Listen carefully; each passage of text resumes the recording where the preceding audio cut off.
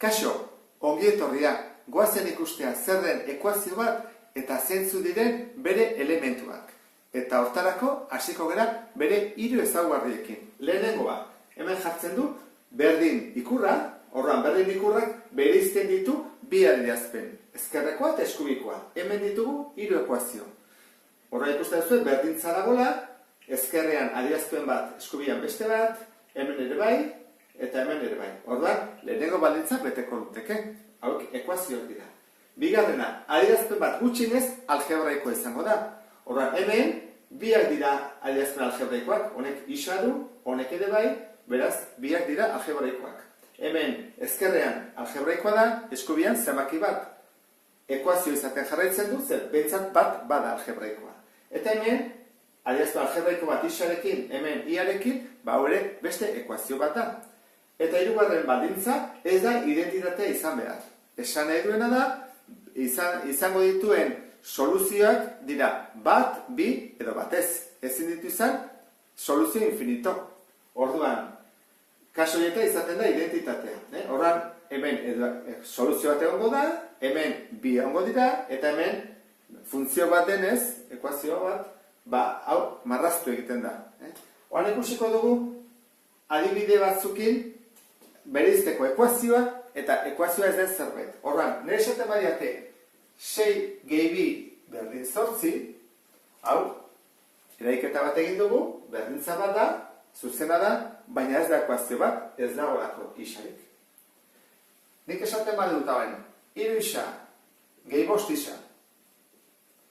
Hau, adierazpen algebraiko bat da, baina ez da ekuazio bat, ez durako berdintzarik. Zer gertatzen da egiten badut, batuketa hau, badakizu ez da, egiten da, antzekoak diran, batu daitezke, jartzen dut parentesi baduan 3 gehi 5, isa ateatzen dut, eta horren da, 8 isa.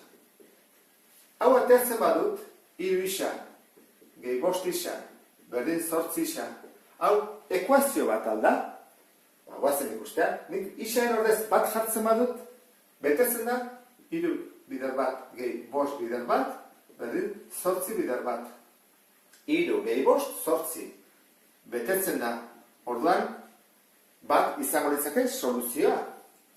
Bat izan ordez bi jartzen badut, 3 bider 2, gehi 5 bider 2, berdin 8 bider 2, hau da 6, hau da 10, hau da 16. Betetzen da baita ere, ikusten ez du ez da? 6 gehi 10, 16, betetzen da. Eta jartzen badut biren ordez 3, 3 bider 3, gehi 5 bider 3, berdin 8 bider 3, isain ordez 3 egin ezleko jartzen, 9 gehi 15, berdin, 24, betetzen da baita ere. Orduan, hau ez da ekuazio bat. Hori da identitate bat. Esan dugulako, beti, edozein zenbaki jarritare, ateatzen delako zuzena. Horregatik bereiztu behar ditugu identitateak eta ekuazioak. Horan, ekuazioetan, hau, arkenduko dut, zer gertatzen da? Batetik ditugu bere elementuetan bi atal. Ezkerreko atala eta eskubiko atala. Horan, hori dituko diogu lehenengo atala eta hori bigarren atala. Orduan esaten degunean, lehenengo ataletik bigarrenea pasa. Pasatuko dugu ezkerretik eskubitara. Ekuazioa 5 isa, kelau berdin 2 isa gehi 2. Zer egiten dugu? Ekuazioak bitan banatzen du. Ezkerreko atala eta eskubiko atala. Orduan, hau da, ezkerreko atala, eskubiko atala. Esan dizuetan bezala, denak bitan banatzen ditu. Orduan, atal bakoitza zertaz dago osatuta, gaiez. Horren gaia dira batu gai hauek. Hau dugu bat, hemen dugu beste bat, eta beste bat. Orduan, guk batu gai hauek, edo gai hauek mugitu daitezke ezkerretik eskubira ikusiko dugu nola egiten den. Eta ekuazioaren beste ezaugarri bat zein da? Bere maila. Orduan, hau esango nuke dela lehenengo mailako ekuazioa, zergatik? Monomioak direlako lehenengo mailakoak. Hemen, bigarren mailako bat dugu, hau lehenengo mailakoa da. Orduan, hau da, bigarren mailako ekuazioa, eta kaso honetan, esango nuke, lehenengo mailako ekuazioa dela. Zergatik, ez da horako bigarren mailakorik.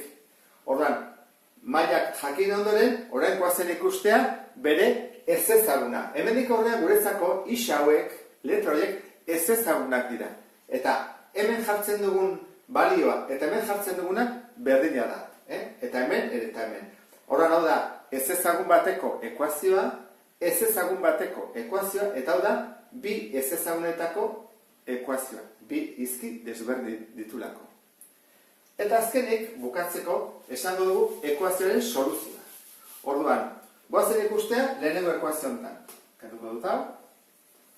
Eta esango dugu, zein da bere soluzioa? Ni jartzen badut isaren ordez bat. Egingo duke, 5 bider bat, ken lau, berdin, 2 bider bat, gehi bi. Ikusten duzuen bezala, isaren ordez jarri dut bat. Egiten dut hau, 5, ken lau, berdin, 2 gehi bi, hau da bat, eta hau da lau. Beraz, ez da berdina, bat ez da soluzioa. Zein da soluzioa?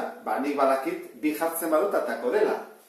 Guazen ikustea, 5 bider bi, ken lau, berdin, 2 bider bi, gehi bi. Lehenengo biderketak egite ditut, 10. Ken lau, berdin, lau, gehi bi. 10 ken lau, 6, 2 gehi bi, 6. Beraz, hemen soluzioa izango ditzake isa berdin bi. Ze gertatzen da beste ekuazionetan? Bigarren mailakoa denez, soluzio bat, bi, edo ez du izango. Ni badakizkit bere bi soluzioak. Adibidez, izango ditzake bat. Soluzio bat, eta bestea, minus bi. Guazik guztian nola egiten dugu. Jarri behar dugu, isain ordez bat, bat berdin, gehi bat, berdin, bi. Horran, hau da bat, gehi bat, dudai gabe, bi berdin bi da, beraz hau soluzioa da. Eta beste honekin, jarri behar dugut, minus bi. Horran, minus bi delako jarri behar dugu, parentesi barruan derrigorrez. Minus bi berbi, gehi, minus bi, berdin, bi. Hau zen bada, minus bi, bider minus bi. Minus bider minus plus. Lau, gehi minus da, ken, bi. Lau, ken bi, bi. Ordan, hau ere soluzioa da. Eta honekin, bukatuko nuke, ekuazioarekin, lan dugun sarrera. Hurrengo arte, agur.